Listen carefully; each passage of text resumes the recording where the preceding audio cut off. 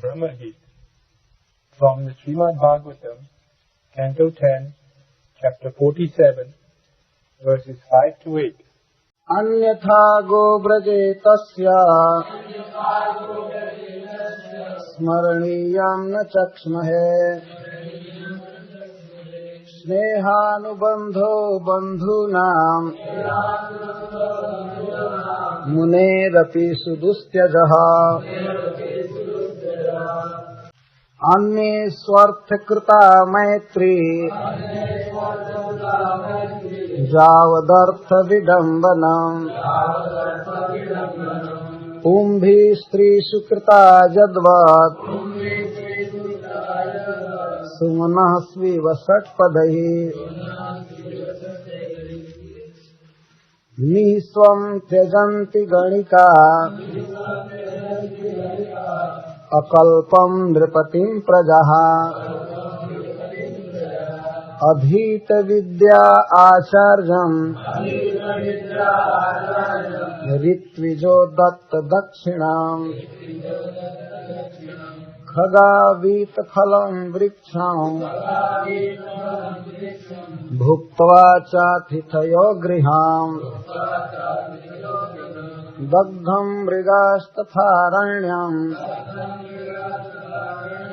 Zara भुक्त्वा रतां स्त्रियाम् इति गोप्यो हि गोविन्दे गतवाक्काय मानसः कृष्णदूते व्रजं जाते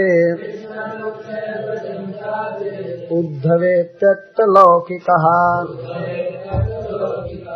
गायन्त्यः प्रियकर्माणि रुदन्त्यश्च गतह्रियः तस्य संस्मृत्य यानि कैशोरबाल्ययोः।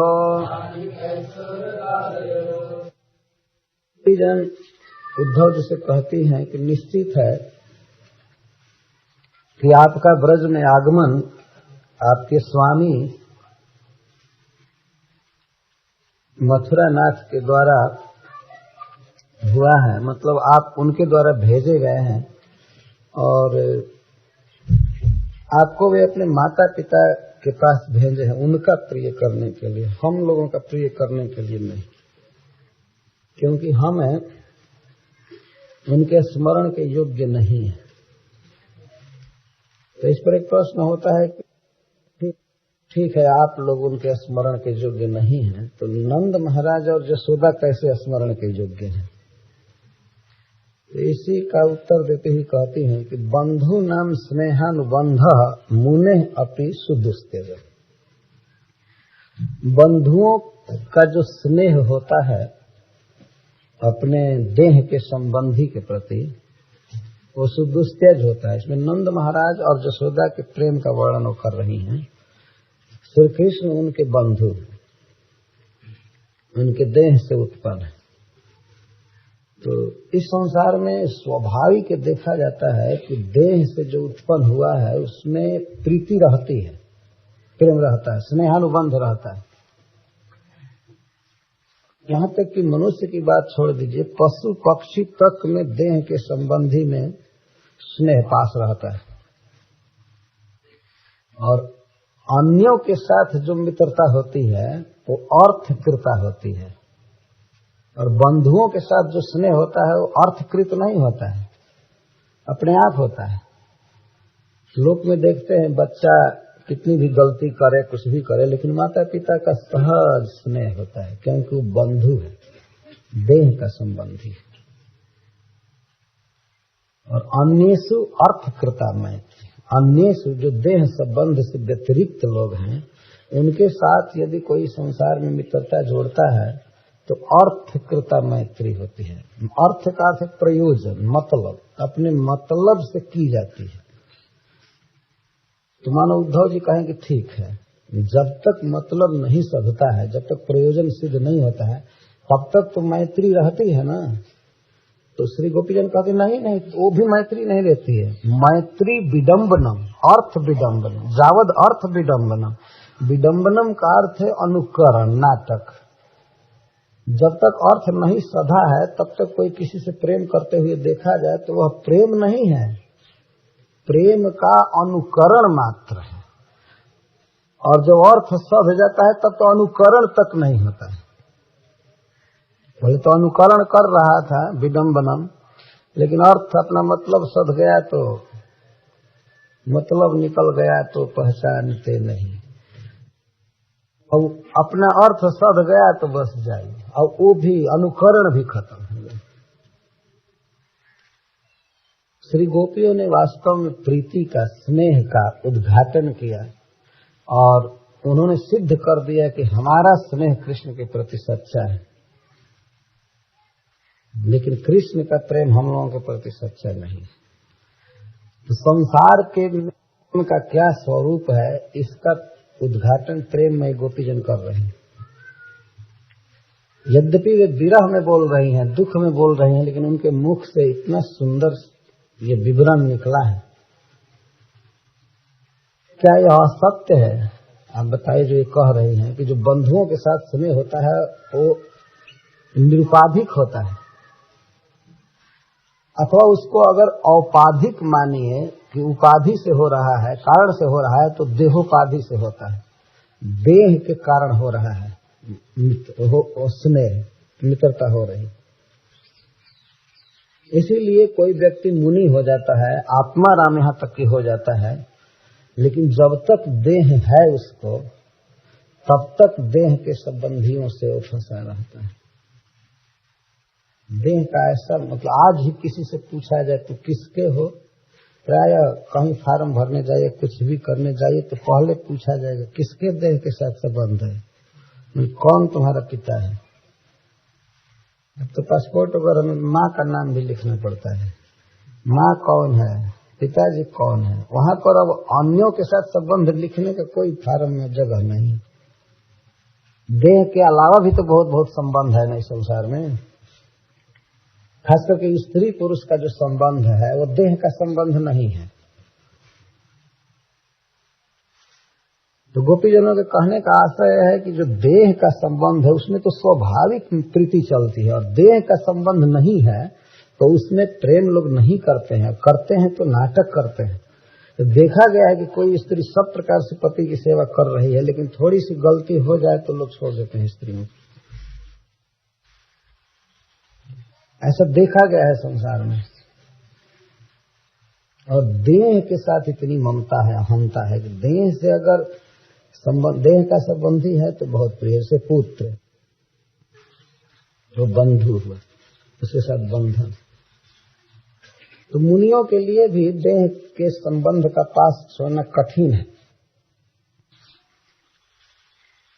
तो जो मुनि हैं वास्तव में संसार का मनन करके संसार के संबंध की अनित्यता, असारता का जो रात दिन मनन करते हैं, और जिनका मन परब्रह्म में, भगवान में रम रहा है, वे लोग भी देह के संबंध के बंधन में रहते हैं, स्नेह के बंधन में रहते हैं। और फिर अभी जिसको कामना हो, राज प्राप्ति की कामना हो, जैसे कृष्ण, अभी संसार में आसक्ति है, तो वो कैसे छोड़ देंगे देह का स्नेह। तो वे याद किए हैं अपने माता पिता की, इसीलिए आपको यहाँ भेजे हैं, कहने का ये आशय है। उक्त हेतु भवतीसु अपि समान इत्याशंका निवृत्त्यर्थम बंधुना मिति उत्तम। अगर उद्धव जी कहें नहीं, जैसे नंद बाबा के प्रति स्नेह है भगवान कृष्ण का, या नंद बाबा का स्नेह कृष्ण के प्रति है, वैसे ही तो आप लोगों का भी स्नेह कृष्ण के प्रति है और कृष्ण का स्नेह आप लोगों के प्रति है। तो कहते नहीं, इसीलिए वो बंधु शब्द दे रही, बंधु न, और अनुपद लगा रही हैं, स्नेह अनुबंध। अनुबंध का अर्थ होता है बहुत टाइट बंधन, बहुत दृढ़ बंधन। क्यों कोई इस संसार में किसी की सेवा कर रहा है, कपड़ा दे रहा है, लत्ता दे रहा है, पाल रहा है, पोस रहा है, इसलिए कि हमारे देह से उस बच्चे का पालन माँ कर रही है, पिताजी कर रहे हैं, इसलिए कि उनके देह से इसको दैहिक स्नेहानुबंधन कहते हैं। अनुबंध पदोपादान संबंधेन सह जातस्य स्नेहस्य संबंधन निवृत्ति भवति। यहाँ जो अनु है, जैसे ही जीव को देह मिलता है और देह का संबंधी होता है, तो अनु शब्द इसीलिए लगा रहा है कि जन्म के साथ ही जो सहज ज के साथ, सहज का अर्थ होता है जन्म के साथ ही जो हो उसको सहज, सह माने साथ, ज माने जन्म। तो सहज स्नेह का पास होता है जो देह का संबंधी है, और जब तक संबंध रहता है तब तक स्नेह रहता है। हाँ, संबंध निवृत्त हो जाए, आदमी मर जाए, दूसरा देह मिल जाए, तो फिर पूर्व स्नेह निवृत्त हो जाएगा। ये संबंध जब तक रहता है तब तक लगा रहता है। जावद उपाधि सत्व नियमात अतएव औपाधिक भ्रमस्य जावत उपाधि सत्व नियमात अतएव तत्व विदाम अपि जावत देह तावत् तत्र स्नेहानुवृत्ति उपलभ्यते। जब तक उपाधि है तब तक औपाधिक भ्रम रहता है।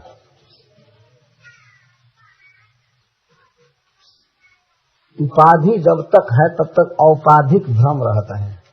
जैसे जब तक किसी को देह है प्राकृतिक, तब तक देह में आत्म भ्रम रहता है, रहेगा। तो इस कारण से यह सिद्ध हुआ कि जब तक देह है, भले वो तत्वदर्शी हो जाए, परम विद्वान हो जाए, लेकिन जावत देह, जब तक देह है तावत तत्र स्नेहानुवृत्ति उपलब्ध्यते, तब तक देखा गया है कि देह में स्नेह रहता है और देह के संबंधी में स्नेह बना रहता है। तो ये दुष्परिहर है। यही तो माया है वास्तव में। संसार में अपने देह के संबंधियों से लोग प्रेम कर रहे हैं, लेकिन आत्मा का जो नित्य संबंधी है, भगवान है, उनके साथ कोई प्रेम नहीं कर रहे हैं। गोपी जनों का जो प्रेम है वो आत्मा का प्रेम परमात्मा के साथ है, भगवान के साथ। देह चला जाए, परिवार चला जाए और उपाधियां चली जाएंगी, लेकिन कृष्ण के साथ जो संबंध हो गया है वो नहीं टूटता है। कहैया सुनैया तजो बाप और भैया तजो, मैया तजो दैया पर कन्हैया नहीं तजो। सब छोड़ जाए लेकिन कृष्ण नहीं छूटेंगे, क्योंकि आत्मा के संबंधी हैं और बाकी सब देह के हैं। तो गोपी जनों के यहाँ कहने का अर्थ यह है कि इसी देह के स्नेह के कारण, अपने बंधुओं में स्नेह के कारण वे आपको भेजे। नंद बाबा का उनके प्रति अतिशय प्रेम है। और अन्येषु मैत्री अर्थकृता, जो देह के अतिरिक्त बंधु व्यतिरिक्तेषु अस्मद् विधेषु देह संबंध रहितेषु, हमारे जैसे जो लोग हैं उनके प्रति कोई प्रेम करता है, तो हम तो देह के संबंधी हैं नहीं, इसलिए जो मैत्री होती है, जो स्नेह होता है, वो अर्थकृता होता है। हम सब जानते हैं कृष्ण हमसे प्रेम किए, वो क्यों किए? वो अपने प्रयोजन से प्रेम किए। कार्य निमित्त या प्रार्थनीय पदार्थ जब तक नहीं मिला तब तक प्रेम था। नहीं तो हम उनकी स्थिति को जानती हैं, वो किस पोजीशन के हैं, किस तरह से हम लोगों ने उनकी सेवा, लेकिन चले गए छोड़कर। और याद भी किए तो देह के संबंधी की याद किए, हम लोगों की याद नहीं की। तो अन्येषु अर्थकृता मैत्री, वास्तव में भगवान कृष्ण का जो प्रेम है गोपी जनों के समान, वो गोपी जनों के समान ही निरुपाधिक है। किसी कार्य से, किसी निमित्त से नहीं हुआ, वो सहज है। जैसे मैं उस दिन फूल का उदाहरण दिया था, फूल में सुगंध सहज होती है, स्वाभाविक। वैसे ही गोपियों में सहज कृष्ण प्रेम है और कृष्ण में सहज गोपी जनों के प्रति प्रेम है। पूर्व राग होता है, प्रेम उत्पन्न होते हुए देखा जाता है, लेकिन वह केवल लौकिक रीति मात्र है। वास्तव में वे नित्य पति हैं कृष्ण, और वे नित्य प्रियाएं हैं, नित्य पत्नियां हैं। तो यहाँ जगत में लीला करने के लिए भगवान अपने परिकरों को लाए हैं, तो उनमें सहज ही गोपियों के प्रति स्नेह है और गोपियों का कृष्ण में। परंतु संसार में क्या है, इसका पर्दाफाश श्री गोपीजनों के मुखारबिंद से भगवान करा रहे हैं। देख लीजिए संसार का प्रेम क्या है, कहीं भी तो अर्थकृता मैत्री, प्रयोजन साधने के लिए मित्रता की जाती है। अर्थ का अर्थ है प्रयोजन, एक कार्य, प्रार्थनीय पदार्थ।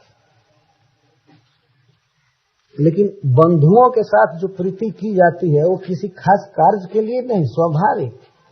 ऐसा नहीं कि बेटा माता पिता का बहुत बड़ा मतलब साध रहा है इसलिए प्रेम कर रहे हैं, नहीं, केवल देह के संबंधी होने से करते हैं। न तो बंधुसु इव स्वाभाविकी इत्यर्थ। अन्यों के साथ, देह के अतिरिक्त जो लोग हैं उनके साथ जो मैत्री की जाती है वो प्रयोजन बस की जाती है। बंधुओं में जो स्वाभाविक प्रीति होती है उस तरह नहीं होती। स्वप्रयोजन प्रयुक्ता, प्रयोजन निबद्धा, प्रयोजनोपाधिका, इस अर्थकृता का कई अर्थ इस तरह से। और वह अभी कब तक टिकती है? प्रेम तो रहता नहीं, लेकिन मान लीजिए अगर प्रेम कर रहा है तो कब तक? जावद अर्थ। दूसरों के साथ प्रेम किया जाता है संसार में, जब तक अर्थ की प्राप्ति नहीं हुई है, जब तक होगी तब तक एक नाटक चलता, वही प्रेम नहीं रहता है। कपट पूर्वक हृदय में भाव रहता है। तो उसके लिए कहा जैसे सुमनः सु सदपदहि वा, जैसे पुष्पों के प्रति भंवरों की मैत्री।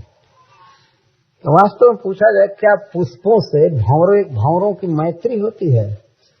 कमल के पुष्प में जब वो खिला रहता है तो भंवरे जाकर के बैठ जाते हैं, लगता है कितना प्रेम कर रहे हैं। सूर्य के अस्त हो जाने के बाद वो पुष्प बंद हो जाता है, तो उसी में रहते हैं। उसमें रहते हैं कमल को सुख देने के लिए नहीं, उसके गंध से आकृष्ट होकर के उसका पराग चूसते हैं। और जब पराग बीत जाता है तो उड़ जाते हैं और चिंता नहीं करते। तो कोई दूसरा व्यक्ति समझ जाएगा कि भंवरा में और कमल में कितना प्रेम है, बेचारा अपना परिवार छोड़ करके और कमल के साथ रह रहा है। कमल के साथ नहीं रह रहा है, कमल का पराग चूस रहा है, यह सुगंध में अविष्ट है। जिस दिन कमल मुरझा जाएगा उसके पास वो फिर आ नहीं सकता, झांकेगा नहीं। ये संसार का वास्तविक प्रेम, एक संसारिक प्रेम है, इसको वास्तविक प्रेम नहीं कहते। प्रयोजनावसान पर्यंतम अनुकरण मात्रम जस्या सा मैत्री, अनुकरण मात्रम न तो तात्विकी। श्रीधर स्वामी जी कहते हैं वो तात्विकी प्रीति नहीं होती है, वो विडंबनम अनुकरण मात्र प्रीति होती है, न तो तात्विकी, यथार्था नहीं होती है। साच जावत अर्थ विडंबनम, जब तक जावंत ते अर्था तावदेव तस्या मैत्रिया अनुकरण मात्रम, वो भी जब तक अर्थ की प्राप्ति नहीं होती तभी तक मैत्री का अनुकरण किया जाता है। अर्थे सिद्धे पश्चात नैव अनुवर्तते इति भाव, अर्थ सिद्ध हो जाने पर मैत्री का अनुकरण भी नहीं रह जाता है। मैत्री कहाँ से रहेगी? मैत्री तो शुरू से ही नहीं थी। तो अस्मासु कृष्ण स्नेह कदापि न अस्थित, हम लोगों में कृष्ण का प्रेम कभी नहीं था। वो जब थे तो कपट करके केवल ड्रामा कर रहे थे, नाटक कर रहे थे, हम लोगों से कभी प्रेम नहीं किए हैं। इतना दुख हो रहा है हृदय में वियोग के कारण कि आज कह रहे हैं कि नहीं, वो भगवान की सत्य मैत्री को भी, स्नेह को भी आज कह रहे हैं नहीं, वो सब कपट था, वो सब झूठ था। इस तरह से भाव क्यों हो रहा है? और क्योंकि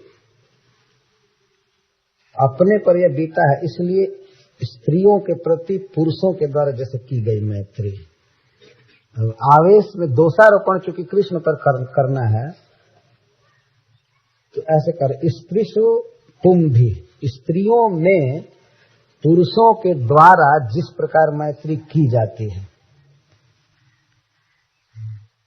शालीनतया दृष्टान्तोपदेशे नैव आहु यथा कुसुमेषु भ्रमरैव स्त्रीषु कुंभी कृतत्व। इसमें से कौन दृष्टांत है और कौन दृष्टांत है समझ में नहीं आ रहा है। भंवरों के द्वारा पुष्पों में जो मैत्री की जाती है अनुकरण मात्र, अथवा पुरुषों के द्वारा जो स्त्रियों में की जाती है, इसको तो ऐसे भी कहा जा सकता था कि पुरुषों में स्त्रियों द्वारा, लेकिन इसमें कर्ता पुरुष हैं इस वाक्य में, और स्त्रियों के प्रति प्रेम किया जाता है पुरुषों के द्वारा, वो सब कपट। और क्या स्त्रियों के द्वारा पुरुषों में जो प्रेम किया जाता है वो सब ठीक है, लेकिन हाँ ठीक है कुछ मतलब में, इसलिए कि यदि स्त्री का प्रेम पुरुष में धर्म के अनुसार हो तो वो अस्थिर रहता है, ये देखा गया है संसार में। लेकिन पुरुषों का जो प्रेम है स्त्रियों में वो अस्थिर नहीं रहता है। कितनी स्त्रियां इतिहास में पति के लिए सती हो गई, लेकिन पति कोई भी सत्ता नहीं हुआ है कि नहीं, आज तक यह इतिहास है। इसीलिए गोपियां स्त्रियों में अधिक प्रेम देख रही हैं। अतः उदाहरण दे रही हैं कि पुरुषों के द्वारा जैसे स्त्रियों से प्रेम किया जाता है वो अनस्थिर और कपट मात्र होता है, लेकिन पतिव्रता स्त्री हो तो उसका पति में प्रेम स्थिर देखा जाता है। इसीलिए स्त्रियों को उदाहरण में नहीं लिया उन लोगों ने। एक एक शब्द पर ध्यान देने की बात है। देखा गया ना स्थिर प्रेम स्त्री का अपने पति के प्रति निभ जाता है, 50 वर्ष तक वो सेवा करती रहती है। देखा गया है धर्म के अनुसार। यहाँ श्रीपाद सनातन गोस्वामी कहते हैं यदि वह धर्म पूर्वक हो, वर्ण और आश्रम के धर्म होते हैं, गृहस्थ के धर्म होते हैं, उसका निर्वाह स्त्री कर रही है, पत्नी कर रही है, तो वह संबंध है स्थिर देखा जाता है। लेकिन पुरुष का पतिव्रता स्त्री के प्रति भी प्रेम स्थिर नहीं देखा गया है। एक पुरुष कई विवाह कर लेता है, लेकिन एक स्त्री कई विवाह नहीं कर सकती, कई पति नहीं कर सकती। ये बिल्कुल वैज्ञानिक चीज है, स्वाभाविक है, पर फिर भी जहाँ स्नेह और प्रेम के तत्व का निरूपण किया जा रहा है तो उसमें तो देखा जाएगा कि पुरुषों का स्त्रियों के प्रति प्रेम नहीं होता है, जो है भी वो नाटक। तो इसी तरह से कृष्ण का जो प्रेम हम लोगों के प्रति था वह एक अभिनय था, अनुकरण था, वास्तव में प्रेम नहीं था। उद्धव जी कपट चल रहा था। सूरदास जी ने एक पद गाया है इस पर, वो प्रीति नहीं थी। उदाहरण दे रही हैं कि जैसे बधिक बहेलिया कहीं चारा ले जाता है किसी वृक्ष के नीचे या जंगल में, चारा फैला देता है, डाला रहता है चारा, तो पक्षी समझते हैं कि कोई स्नेह से हमको भोजन दे रहा है, वो आते हैं वहां चरने के लिए। और मुझे तो पता नहीं कोई लाशा लगाए रहता है कहीं आगे तीर में क्या क्या, उसमें आकर के वो फंस जाते हैं, फिर बेध देता है वो कुछ तीखा सूल से, और उनको कांपी में, कांपी कहते हैं वो चिड़ियों को रखने की जो जगह होती है, बास्केट टोकरी, उसमें ले जाता है, बेच देता है, तो मार कर खा जाता है, चाहे यही मार करके मांस बेच देता है। तो जब तक वो कण है अनाज का बिछा हुआ है तो क्या वो कपट कण है, कपट का चारा है, उनकी जान मारने के लिए बिछाया गया है। उसी तरह से श्री कृष्ण का जो हम लोगों के प्रति प्रेम था वो जान मारने के लिए था वास्तव में। कपट अब पता लगा तो सूरदास जी कहते हैं प्रीति करी दीन्ही गरे छुरी, प्रेम करके कृष्ण ने गर्दन पर छुरी चला दिया। कट गई थी पूरी गर्दन, थोड़ी सी बची हुई।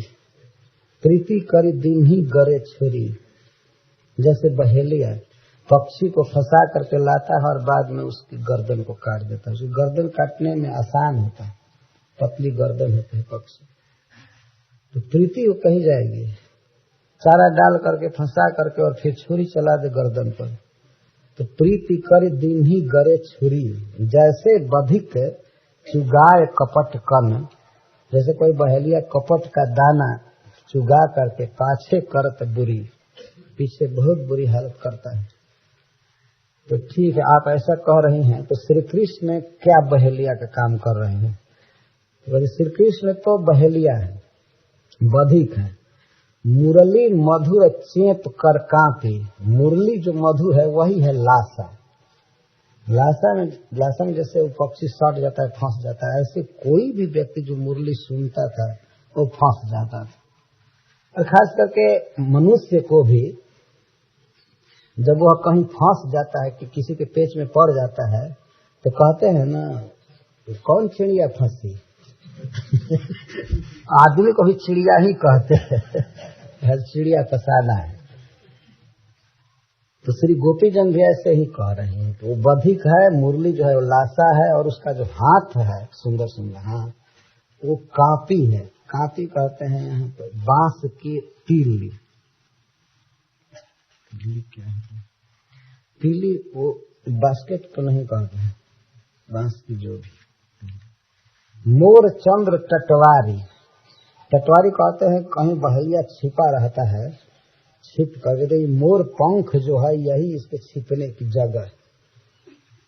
मोर चंद्र टटवारी, बंक बिलोकनी लूक लाग बस सकी न तन ही संहारी। और जो उसकी तिरछी चितवन है कृष्ण की, बंक बिलोकनी, वो है सुलूक। लुक में दागना। तो बंक चितवन से दाग दिया, और अब इसके बाद बस रही न तन ही संहारी। अब तो छटपटाने लगा शरीर। जिस पक्षी को दाग दिया जाएगा या सूल खोप दिया जाएगा, वो कैसे ठीक से रह सकता है। तलफत छाड़ी चले मधुबन को, फिर कै लई न सार। तड़प गई, हम लोग छटपटा रही थी, लेकिन छोड़कर मधुबन चले गए। मथुरा को मधुबन कहते हैं क्योंकि हम मधुबन निकट में। तलफत छाड़ी चले मधुबन को, फिर कै लई न सार। सार मतलब खबर, सुधि। फिर सार नहीं लिए, सुधि नहीं लिए। सार मतलब खबर, सुधि। फिर सार नहीं लिए, सुधि नहीं लिए। सूरदास वा कुशल तरोवर, फेर न बैठी डार। अब फिर ये पक्षी जिसको उन्होंने बेधा, वो चिड़िया फिर कुशल तरुवर पर नहीं बैठ सकी। कुशलता नहीं हो पाई आज तक। जैसे मारी हुई पक्षी को तो बहेलिया प्राय ले जाते हैं, लेकिन ये बहेलिया ऐसा है कि सब बेध करके मार करके सबको यहीं तड़पता हुआ छोड़ करके चला गया। और वो चिड़िया फिर कुशल तरुवर पर नहीं जा सके, कुशल नहीं हुआ, फिर वो वृक्ष पर नहीं बैठ सके। तो जो पक्षी वृक्ष पर बैठने की शक्ति न रखे उसकी बहुत दुर्दशा मानी जाएगी। सूरदास जी का एक पद है, प्रीति करी दीन्ही गरे छुरी। प्रीति करी दीन्ही गरे छुरी। जैसे बधिक चुगाय कपट कन। जैसे बधिक चुगाय कपट कन। पाछे करत बुरी। प्रीति करी दीन्ही गरे छुरी। प्रीति करी दीन्ही गरे छुरी। मुरली मधुर चेप कर कांपी। मोर चंद टटवारी। बंक बिलोकनी लोक लागी बस। सकीन तनहि संहारी। तलफत छाड़ी चले मधुबन को। तलफत छाड़ी चले मधुबन को। फिर कै लई न सार। सूरदास वा कुशल तरोवर। सूरदास वा कुशल तरोवर। फेरिन बैठी डार। प्रीति कर दीन्ही गरे छुरी। प्रीति कर दीन्ही गरे छुरी। निस्वं त्यजन्ति गणिका, पहला उदाहरण। वेश्याएं निर्धन पुरुष को त्याग देती है। वही पुरुष जो पहले धनी रहता है और वेश्याओं को धन देता है, लेकिन कुछ काल के बाद यदि वह गरीब हो जाता है, धनहीन हो जाता है, तो वेश्याएं उससे प्रेम नहीं करती। तो पहले तो यह आया था कि पुरुषों के द्वारा स्त्रियों में किया गया प्रेम कपट होता है, सच्चा नहीं होता है। तो यहाँ पर स्त्रियों की क्यों निंदा कर रही हैं? ये स्त्रियों में भी गणिका के कर रही हैं।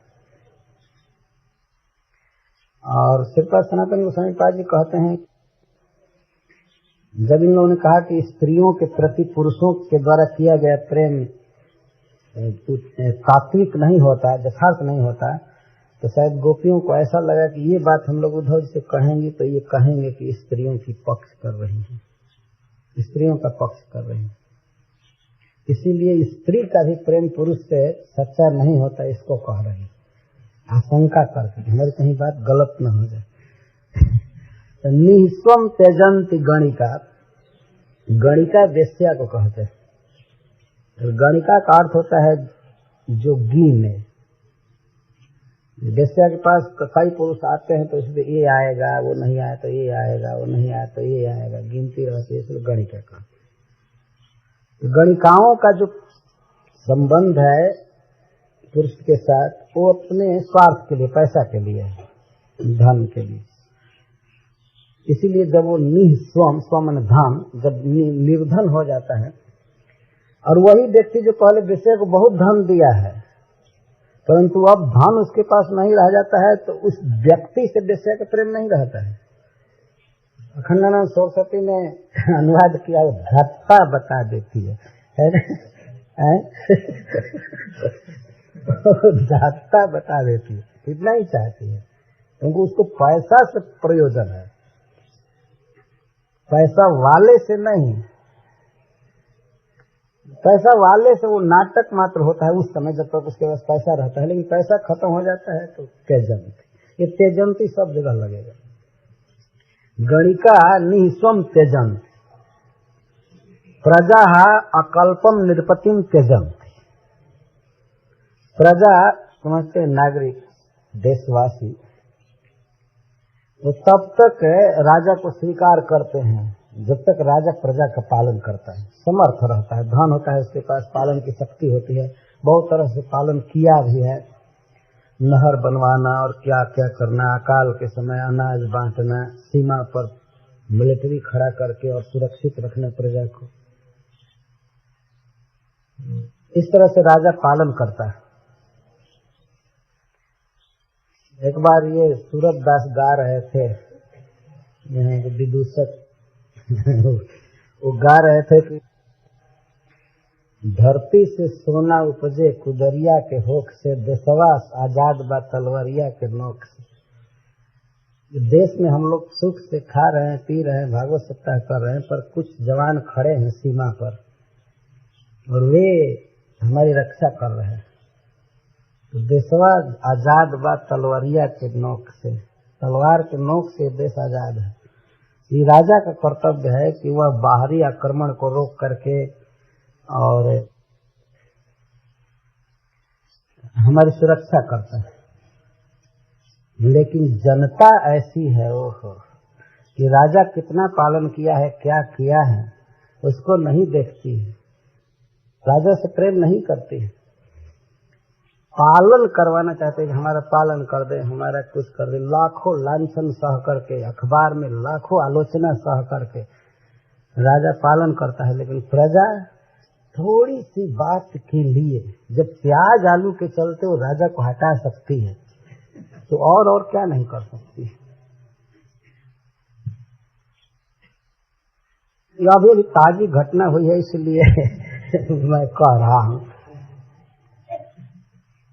तो पहले से ही ये चला आ रहा है। आज से 5000 वर्ष पहले श्री गोपियां इस बात को कह रही हैं कि प्रजा अकल्पम निरपतिम त्यजंती। वंश परंपरा से पालन किया है राजा प्रजा का कई तरह से, लेकिन प्रजा हमेशा पालन देखती है। जब पालन करने में असमर्थ हो जाता है तो उसको नहीं चाहती, नहीं त्यजंती। उसको पालन से प्रेम है, राजा से नहीं। इस संसार का स्वार्थमय प्रेम तो आप लोग देख रहे हैं नहीं। प्रेम क्या, स्वार्थमय व्यवहार कहिए, कि प्रेम थोड़े। अच्छा, अधीत विद्या आचार्यम। अधीत विद्या, विद्या जीवन में समस्त पुरुषार्थ देती है। इस संसार में मनुष्य के लिए अगर सबसे महत्वपूर्ण कोई धन है तो वो है विद्या। तो जो गुरु विद्या दिया, लोक परलोक में काम आने वाले इतना बड़ा रत्न दिया, पढ़ाया लिखाया बड़ा किया, लेकिन जब पूरी हो गई पढ़ाई, अधीत विद्या, विद्या जब अधीत मतलब प्राप्त हो गई, तो आचार्यम त्यजन्ति, विद्यार्थी नहीं किसी।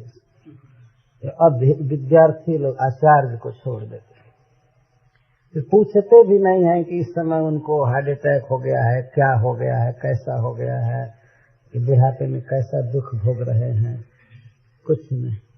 अपना नौकरी कर रहे हैं, पढ़ रहे हैं, चल रहे हैं, कथा बांच रहे हैं, कमा रहे हैं,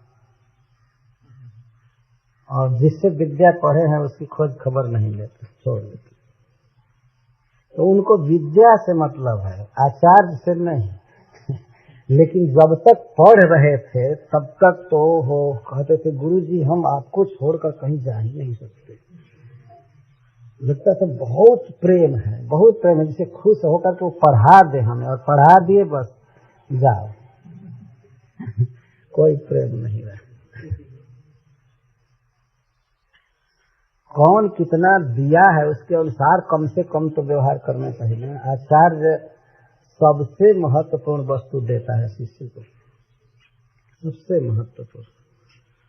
कोई किसी को घर बना करके दे दे, कपड़ा दे दे, और कुछ दे दे, मोटर गाड़ी दे दे, लेकिन वह दान किसी काम का नहीं है। जिसने विद्या दान किया है वही सबसे बड़ा उपकारी है वास्तव। लेकिन अधीत विद्या, जब विद्या प्राप्त हो गई तो आचार्य त्यजन्ति, आचार्य का त्याग कर देते। यह जनरल बात है, इसीलिए बहुवचन का प्रयोग कर रही है। मतलब 99% यही हिसाब है, छोड़ने वाले बहुवचन में चल रहे। एक व्यक्ति ने हजारों का उपकार किया है, आचार्य एक वचन में है, और अधीत विद्या, विद्या लेने वाले बहुत हैं, ये बहुवचन का प्रयोग किया। बहुत उपकार किया, सब किया, लेकिन कौन देखता है, कौन इस समय सोचता है कि हमको इस गुरु जी ने पढ़ाया था, हमको संस्कृत पढ़ाया था, हमको भागवत पढ़ाया था, हमको ये दिया था, कोई सोचता है? नहीं, सब छोड़ दिए। तो जिस समय वो मैत्री किए थे, पढ़ रहे थे, वह तात्विकी मैत्री नहीं थी, वो मैत्री का नाटक था, विडम्बनम था, अर्थकृत है, अर्थ सध गया, बस चलो हो गया। और ऋत्विजो दत्त दक्षिणम। अच्छा ठीक है, यह कहा जाए कि भाई वो विद्यार्थी हैं, वो गलती कर सकते हैं, नहीं समझ सकते हैं, वो प्रेम करना नहीं जानते हैं, लेकिन यहाँ ऋत्विज की बात कर रहे हैं, जो दुनिया को शिक्षा देने वाले, यज्ञ कराते हैं, पढ़ाते हैं, ऋत्विज लोग, बड़े बड़े ब्राह्मण, पढ़े लिखे, विद्वान, पंडित।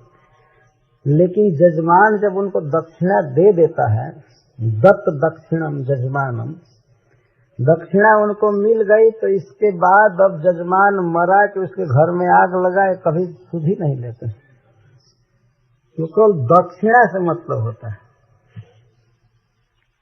पंडितों को।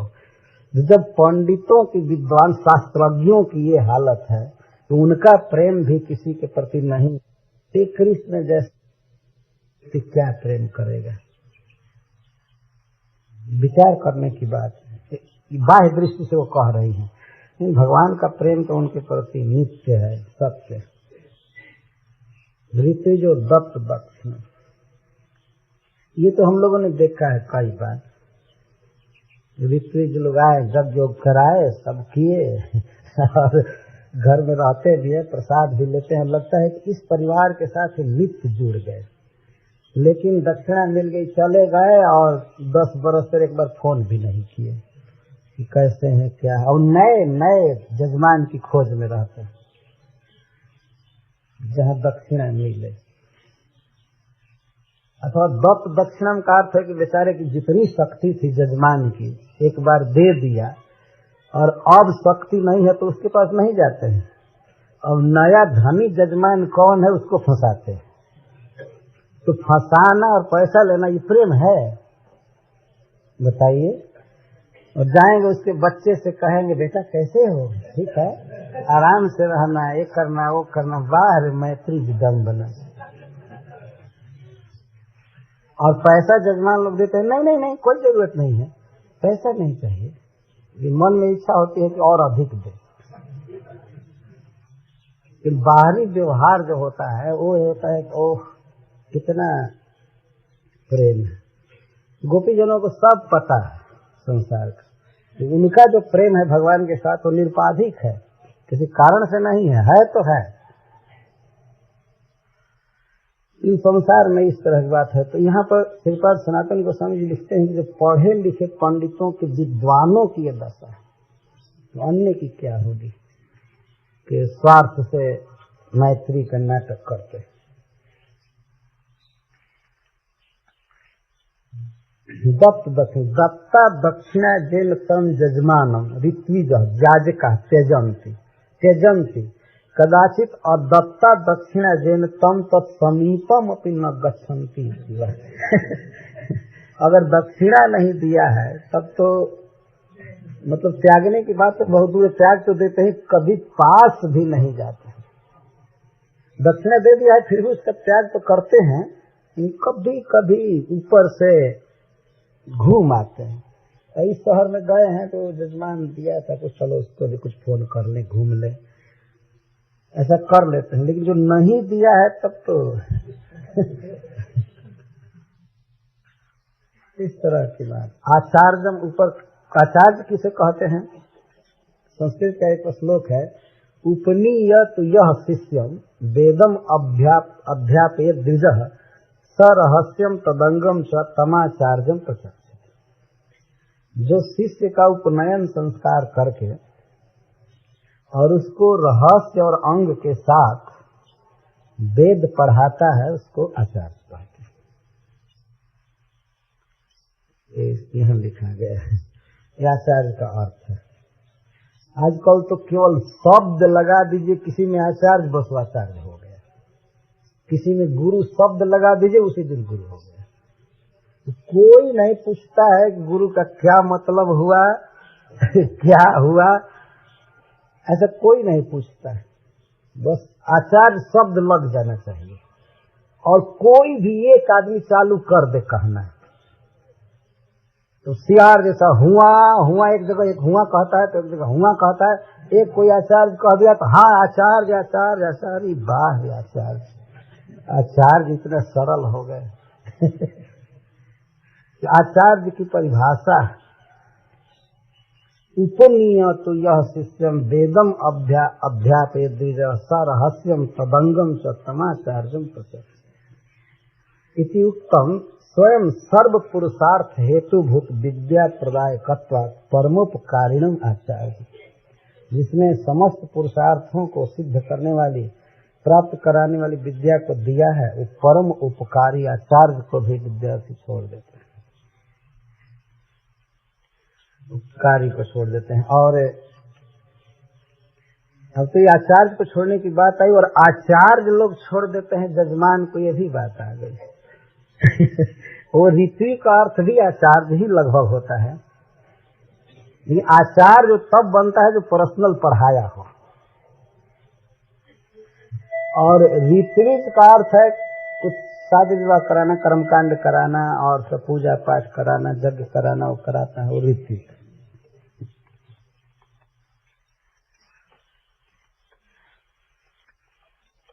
इसमें लिखते हैं कि एतेन मूर्खाणाम एवं इयम कथा न अपितु पंडिता नाम अपि। ऐसा नहीं कि मूर्ख है इसीलिए प्रेम नहीं करना जानता है, पंडित भी इस जगत के जो है वो प्रेम करना नहीं जानते हैं, इनका प्रेम कपट का होता है। और आगे कहते हैं खगादीत फलम वृक्षम भुक्त्वा चातिथयो गृहम दग्धम मृगास्तथारण्यम जारा भुक्त्वा रताम स्त्रियम।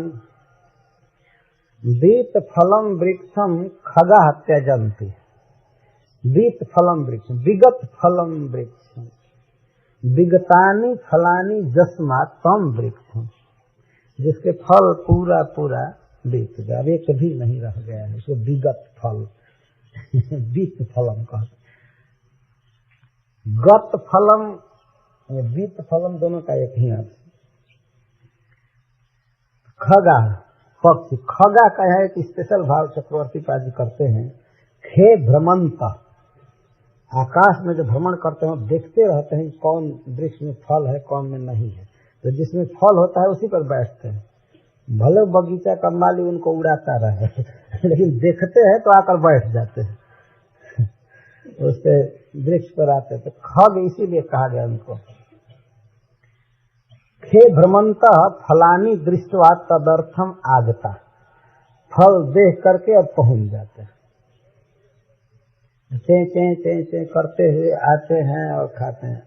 सुत पीड़िता फलवंतम वृक्षम सेवमाना, भूख से व्याकुल रहते हैं और रोज उड़ उड़ करके आकर के खाते हैं, सेवन करते हैं। लगता है कि वृक्ष से इनका बहुत प्रेम है, मनसायन रख रहे हैं, बहुत प्रेम है वृक्ष के साथ।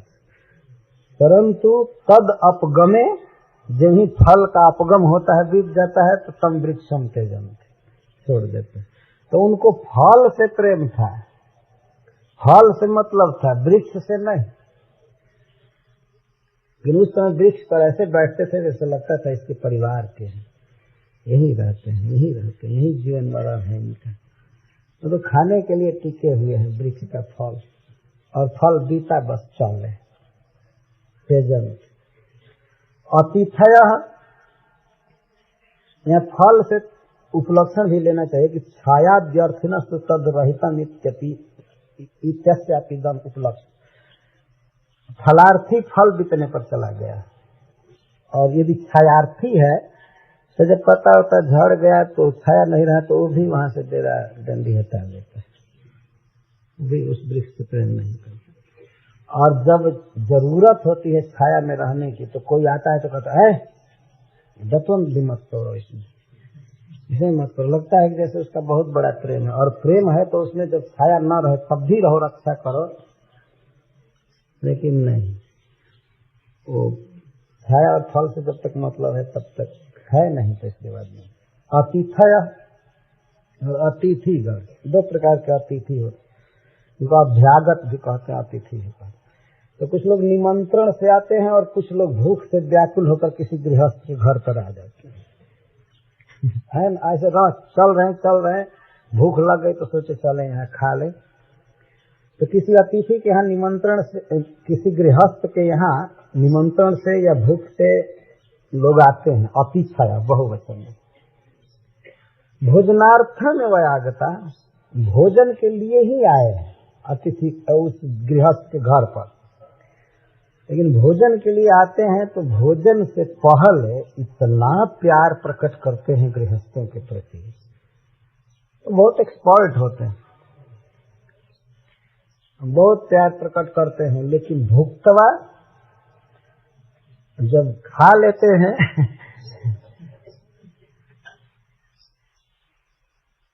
यहाँ अतिथय का अर्थ है जो देह के संबंधी नहीं है, ब्राह्मण आदि जो ऐसे संबंधी नहीं है, ऐसे आगे। तो भुक्तवा खाते हैं, और ऊपर से दक्षिणा सत्कार आदि भी लेते हैं। भोजन के बाद भी कुछ रुकते हैं, इसीलिए कह रही है। और पूरा हो गया बस त्यजन्ति और आजकल के गृहस्थ कहते भी है 1 मिनट रुक जाइए, 1 मिनट रुकिए, तो के लिए 4 थे तो दक्षिणा के लिए रुकते हैं। बस भोजन हो गया, दक्षिणा मिल गई है, बस गृहम त्यजन्ति। भोजनादि दात्री गृहम त्यजन्ति, ये अर्थ है। तो घर या घर का मालिक दोनों को एक करके कह रही है, गृह को छोड़ देते हैं मतलब उसको छोड़कर चले जाते। गृही शब्द क्यों कह रही हैं, गृहस्थम कहती, तो गृह इसलिए कह रहे हैं कि कह रहे हैं कि गृह को छोड़कर चले जाते हैं, मतलब वो चल दिए और उसी समय कुछ दूर गए हैं और कहीं घर में आग उग लगे, उपद्रव हो, फिर भी नहीं लौटते हैं, वो चले। ये भी नहीं सोचते कि इसी घर में खाए हैं, पैसा लिए हैं, चलें बुझा में रहें, या जल गए हैं तो कुछ दिन रहें, इनको सहारा दें, कम से कम दक्षिणा वाला पैसा भी तो लेकर के कुछ प्रसाद दें उनको। नहीं, त्यजंत गृहम त्यजंत, इस प्रकार का एक कपट प्रेम संसार में। ये पूर्णतः सत्य बात कह रहे हैं। भोजन करने से पहले तो ऐसा समाचार पूछते हैं बच्चों से, स्त्री से, सबसे, लगता है कि इस घर के ये पक्का संबंधी, और वह केवल भोजनांत दक्षिणांत मैत्री रहती, भोजन तक ही उसका अंत। इसके बाद चलेगा त्यजंती। तथा शब्द इसमें आया है, दग्धम मृगा तथा इन सब के लिए नहीं, तथा मतलब जितने भी जगत के और उदाहरण हैं समुच्चय में लगा हुआ है, समुच्चय। और जितना आप अपने मन से सोच लीजिए इसी तरह का सारा सब। मृगा अरण्यम त्यजंती, दग्धम अरण्यम त्यजंती। मृग हरिण या पशु कोई नव तृणार्थम आगता, नए नए घास को देख करके आते हैं, उनको भोजन से मतलब रहता है, खूब खाएंगे पिएंगे फुदकेंगे रहेंगे। लेकिन जब तक उस वन में रहते हैं तो यही लगता है कि यही इसी वन के निवासी हैं, इसको छोड़ करके नहीं जाते, खूब प्रेम करते हैं। उसी वन में उत्पन्न भी होते हैं, जस्मिन बने उत्पन्ना वृद्धिम च गता, उसी वन में जन्म हुआ, उसी वन में बढ़े, लेकिन फिर भी कितने वर्षों तक वो वन उनको पोसा हो, लेकिन ज्यों ही दग्धम, ज्यों ही आग लगती है वन को बुझाते नहीं है, छोड़कर भाग जाते हैं दूसरे वन में अरण्य, क्योंकि उपयोगा भाव, तो अब उपयोग नहीं रहा, दग्धम अरण्य। तो अग्रे संपत्ति संभावनायाम अपनी अल्पोपयोगम आशंक्य, ये भी नहीं सोचते हैं कि चलो फिर बरसात आएगी तो फिर इसमें घास हो सकता है, ये नहीं सोचते हैं। भाग ही जाते हैं और मन में सोचते हैं कि अब यहाँ क्या रहना। ये दग्ध अरण्य नहीं हुआ, घास पात भी समाप्त हो गया तो चले जाते हैं दूसरे वन में। और दग्ध कहे नहीं कि पूरा वन जल गया, वन का एक कोना भी जला तो भाग जाते हैं, नहीं सोचते चलो थोड़ा सा जला है तो यहाँ रहे। तो उनका उस वन से प्रेम नहीं है, वन के घास पात से प्रेम। जारहा, जार पुरुष, लंपट पुरुष गण, रताम स्त्रियम भुक्तवा त्यजन, रतान जो उनमें अनुरागवती है, अपने पति पुत्र आदि को छोड़ करके उसी पुरुष में, उन पुरुषों में अनुरागवती है और उसको भोग करके, मतलब अपना कार्य पूरा करके और उसको लोक द्वय से भ्रष्ट करके, उसका दोनों लोक नाश करके अब चले जाते हैं।